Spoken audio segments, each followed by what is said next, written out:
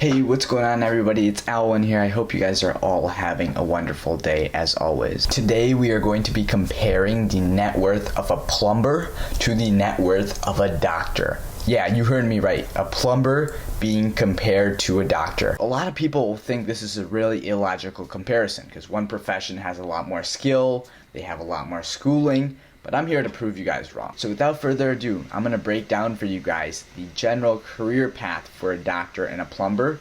I'm going to show you guys the average compensation for both professions kind of throughout their careers and their net worth as long as they're investing in the S&P 500 throughout their career. This will help us to gain insight into the financial well-being of a doctor versus that of a plumber. By the end of this video, I hope to debunk common misconceptions that lie between blue-collar workers and gold-collar workers, and to show you why there's immense potential in both career paths. Before we move on with the video, all I ask from you guys is for you guys to obliterate that like button for the YouTube algorithm. So let's start with an overview of a plumber. So a plumber will start off in trade school. This can last anywhere from 10 to 12 months.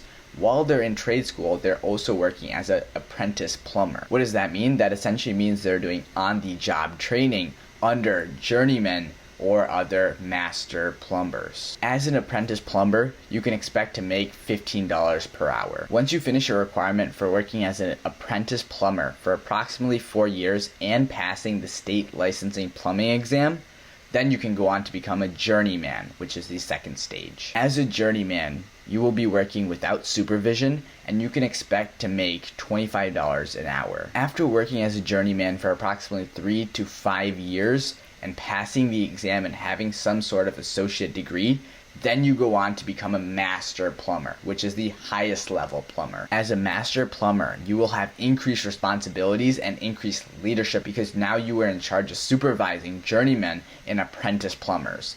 The average you can expect to make as a master plumber is $35 an hour. For our calculations, we're going to go ahead and assume that there is an 8% return on investment for both the doctor and the plumber to keep things identical. For our calculations, we will assume that the plumber works 200 hours each month and that the plumber invests 50% of his post-tax income. And for our purposes, we're going to say that they are both reinvesting the dividends, and the dividends is going to go ahead and cancel out with the inflation, both around 2%. As an apprentice plumber, you will be making $36,000 in 1 year. As a journeyman plumber, you will be making $60,000 per year, and as a master plumber, you make $84,000 a year. This means that post-tax, the apprentice plumber will be making $30,000 per year, the journeyman will be making $45,000 per year, and the master plumber will be making $60,000 per year post-tax. Since they are all investing 50% of their post-tax income, the apprentice will be investing $15,000 per year, the journeyman plumber will be investing $22,500 per year, and the master plumber will be investing $30,000 per year. At the age of 22, when our apprentice plumber becomes now a journeyman plumber, he will have $100,000 invested. At the age of 25, when the plumber is becoming a master plumber, or is at least close to becoming a master plumber, they will have $215,000 invested. At the age of 30, they will have over $500,000 invested. At the age of 40, they will have over $1.5 million invested. At the age of 45, they will have almost $2.5 million invested. At the age of 50, they will have about $3.8 million invested. At the age of 55, they will have about $5.8 million invested. At the age of 60, they will have about $8.7 million invested. And at the age of 65, at the age of retirement, they will have a grand total of, drumroll, $13 million net worth. So now let's look at the doctor. So the general overview of a doctor is that they start off as an undergrad for 4 years, then they go to medical school for 4 years, and then they go to residency. Residency can be anywhere from 3 to 6 years, but it is paid. So how we want to break it down is we'll say that approximately the first 4 years of undergrad was $30,000 a year. So that's a total of $120,000 in debt just from undergrad. And then for med school, the average tuition is going to be $50,000 a year. meaning that over 4 years of med school, the student is in another $200,000 of debt. Coming on residency, the average residency for most specialties is going to be $60,000 a year. In our example, we're going to be looking at a doctor who has a residency of 4 years. As a resident, you make $60,000 a year, which is $45,000 post-tax. The average attending makes $250,000 a year, which means post-tax that would be $170,000. Now keep in mind the salary can vary a lot, especially for attendings or practicing physicians. You know, the lower end being $200,000 a year, the higher end being $600,000 to $700,000 a year. To keep things consistent, the doctor will also invest 50% of his post-tax income. So given that a resident makes $60,000 a year on average, that means his post-tax income is $45,000. And if he's investing 50% of that in the S&P 500, that means each year a resident is investing $22,500. For the attending makes on average $250,000 or $170,000 post-tax. Since he's investing 50% again in the S&P 500, that would mean he's investing $85,000 per year. So let's look at the doctor's net worth over his career. So at the age of 22, just right when getting into med school, he will have a debt of $170,000. At the age of 26, he will have a debt of $275,000. At the age of 30, when he goes through residency and he starts to practice, he will have a net worth of negative $55,000. At the age of 35, he will have a net worth of $450,000. At the age of 40, he will have a net worth of $1.2 million. At the age of 45, he will have a net worth of $2.3 million. At the age of 50, he will have a net worth of $3.9 million. At the age of 55, he will have a net worth of $6.3 million. At 60, $9.8 million. And at 65, drumroll, at retirement, he will have $15 million. Now keep in mind, before we just go ahead and compare these two professions on a graph side by side, these two professions could have went in completely different directions. The plumber, as a master plumber, could have started his own multi-million/billion-dollar company. And the doctor could have started their own private practice or could have opened their own clinic and also been making, millions of dollars. So there are a lot of differences that exist there. So in this graph, we can see that investing earlier does have a very, very large impact over investing later and investing a lot more.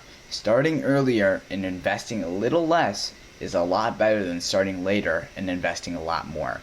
While the doctor does surpass the plumber, the doctor only surpasses the plumber in terms of his net worth by the age of 49. By the age of 49, that's the first time at which the doctor has a higher net worth than the plumber. In the bigger picture, both of these professions are very, very well off. If we look at the 4% rule, let's say they retired at the age of 65 as seen here. That would mean the plumber has around $520,000 a year to spend, which would equate to $43,500 per month. Whereas the doctor would have $600,000 per year or $50,000 per month to withdraw and not eat away at the principal, only the return on investment. In the bigger picture, both professions, the plumber and the doctor, are very, very successful. Though the doctor invested over $2 million more than the plumber, the doctor started 13 years later than the plumber. And that's why the doctor, even though he's investing a lot more, since he invested very late, he's only $2 million ahead of the plumber at the time of retirement. Ultimately, what does this really come down to? Well, at the end of the day, doctors don't choose medicine just for the money. Most doctors have good intentions of helping people around them. In order to become a licensed doctor, it requires over 12 years of academic studying before you start to see the results. That is 100% delayed gratification. So if you only go into medicine looking out for the money, it is going to be a very, very hard path, and you would most likely be successful chasing something that you like a lot more and are ready to put in the hours. So here we see my Excel sheet that I use to map out all of my calculations. So here on the left hand side we do have our plumber, and here we can see the different stages our plumber goes through. As an apprentice, he will be making $15 an hour. As a journeyman, he will be making $25 an hour. As a master plumber, he will be making $35 an hour. Given that the plumbers are working 200 hours per month, their salary would be $3,000 for an apprentice. A journeyman would make $5,000 a month, and a master plumber would make $7,000 a month. Over a year, this would mean the apprentice makes $36,000, the journeyman makes $60,000, and the master makes $84,000. Post-tax, this would equate to approximately the apprentice making $30,000 a year, the journeyman making $45,000 a year, and the master making $60,000 a year.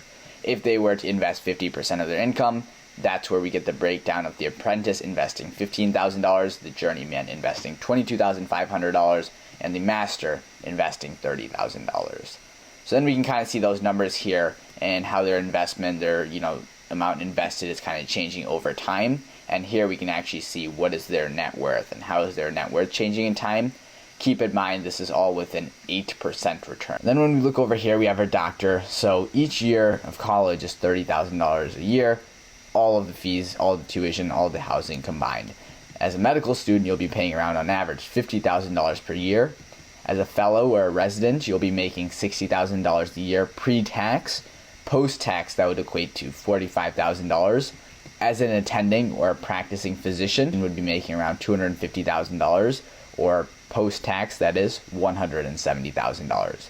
If they were to invest just like the plumber, 50% of their income, their post-tax income, they would be investing $85,000 a year. We can kind of see the return here. We did cover this, so I'm going to change up the number here. Say they're in the higher end, their post-tax salary is $300,000.